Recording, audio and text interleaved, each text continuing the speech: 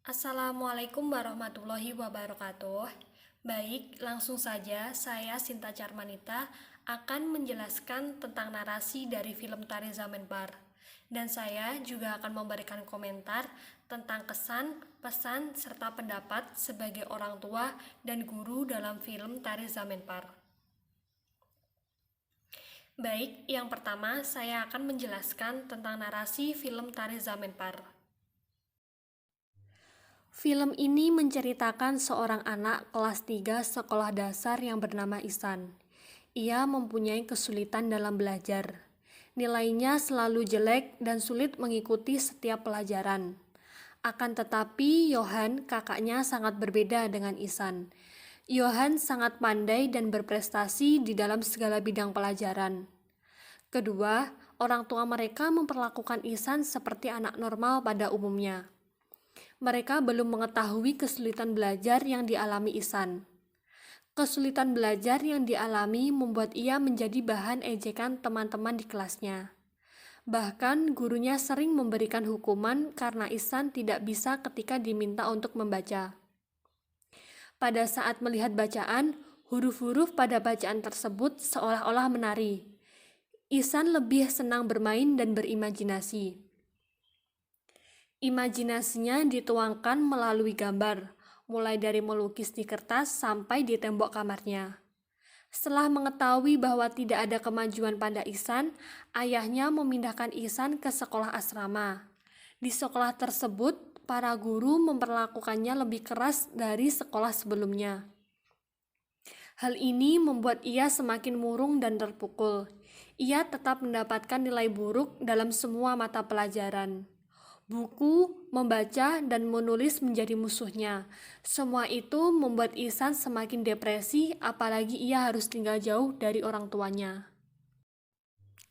Sampai pada suatu hari, ada seorang guru baru bernama Ramsankar yang mengajar kesenian. Cara mengajarnya berbeda jauh dari guru-guru sebelumnya. Ia mampu membuat suasana pembelajaran di kelas lebih menyenangkan. Di dalam mengajar, ia lebih mengutamakan kondisi siswa. Pada saat pertama kali masuk ke ruang kelas, ia mengajak para siswa untuk menari dan bernyanyi sehingga para siswa merasa senang. Ramsankar juga meminta masing-masing siswa untuk menggambarkan imajinasi yang mereka miliki pada selembar kertas. Pada saat Ramsankar meminta para siswa menggambar, Ihsan masih tetap murung, diam, dan tidak melakukan apa-apa. Ramsankar kemudian menanyakan kesulitan yang dialami Ihsan kepada teman sebangkunya yaitu Rajan. Setelah itu ia juga memeriksa buku Ihsan. Ia terkejut karena melihat catatan merah dari guru dan tulisan Ihsan banyak yang terbalik. Hal ini membuat Ramsankar cemas dan ia memutuskan untuk pergi menemui keluarga Ihsan. Saat menemui keluarga Ihsan, Ramsankar memberitahu mereka bahwa Ihsan mengalami disleksia, yaitu kesulitan dalam membaca dan menulis. Selain itu, Ramsankar juga melihat lukisan-lukisan Ihsan yang ada di kertas dan di tembok kamarnya. Dari sini ia menyadari bahwa Ihsan adalah anak yang mempunyai kemampuan di atas rata-rata. Di balik kesulitan belajarnya, Ihsan memiliki kemampuan melukis dan imajinasi yang sangat hebat. Setelah mengetahui kesulitan belajarnya, Ramsankar memutuskan untuk membantu mengatasi kesulitan belajar Ihsan. Ia mengajari Ihsan membaca, menulis, dan berhitung dengan cara yang berbeda dan diajarkan secara khusus. Cara yang digunakan diantaranya yaitu dengan menggunakan kotak berisi pasir untuk menulis huruf dan menggunakan papan yang berisi kotak-kotak untuk menulis angka. Kesabaran dan ketekunan Ramsankar dalam membantu Ihsan dalam mengatasi kesulitan belajar berhasil. Ia menjadi lancar membaca dan menulis. Suatu hari Ramsankar mengadakan lomba melukis yang diikuti oleh semua siswa dan guru. Ihsan datang untuk mengikuti perlombaan tersebut, dan ia melukis dengan sangat bagus. Setelah juri menilai, ternyata lukisan Ihsanlah yang terbaik. Ihsan menjadi pemenang dan mendapatkan piala penghargaan.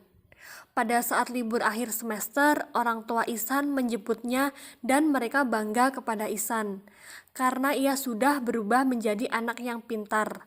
Karena nilai-nilai Ihsan tidak lagi di bawah rata-rata, tapi dia sudah mampu bersaing dengan teman-temannya.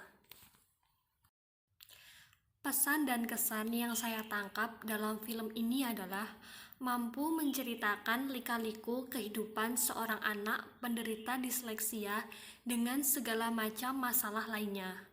Selain itu, dalam film ini kita diperlihatkan cara seorang guru yang berusaha untuk mengenal siswa yang mengalami kesulitan dalam belajar.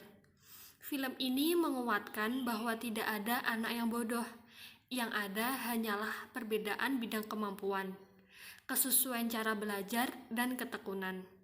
Seperti contoh, anak A yang tak pandai berhitung mungkin berbakat dalam bidang olahraga. Sebaliknya, anak B yang tidak berbakat di bidang olahraga mungkin mempunyai bakat istimewa di bidang menulis. Jadi, intinya setiap anak memiliki kecerdasan dan keunikan masing-masing.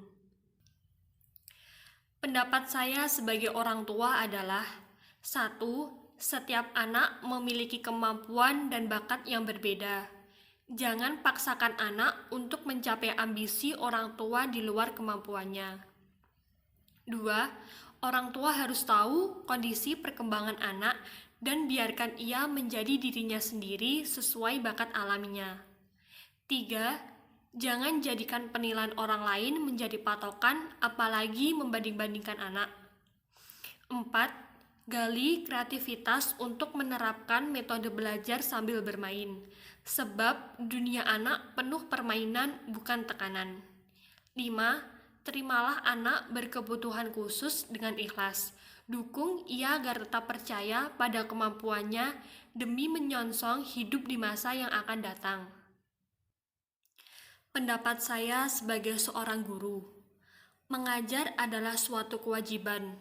Maka, hal yang mungkin muncul adalah kondisi di mana para guru hanya melaksanakan kewajibannya untuk mengajar tanpa memperhatikan kondisi yang dialami oleh muridnya, yang mungkin membutuhkan perhatian khusus di dalam kelas, sehingga hasil yang didapatkan pun tidak sebanding dengan yang diharapkan bersama. Namun, apabila seorang guru menganggap hal tersebut sebagai tantangan, maka akan ada hal-hal baik yang dapat ditemui dan diciptakan dalam rangka memperbaiki sistem pendidikan yang selama ini dianggap kurang efektif dalam mengajar. Akhir kata, setiap guru berhak dan berkewajiban atas peserta didiknya, atas segala sesuatu yang terbaik untuk masa depan mereka yang lebih cerah. Baik, itu yang dapat saya sampaikan. Ada kurang lebihnya, saya mohon maaf yang sebesarnya. Wassalamualaikum warahmatullahi wabarakatuh.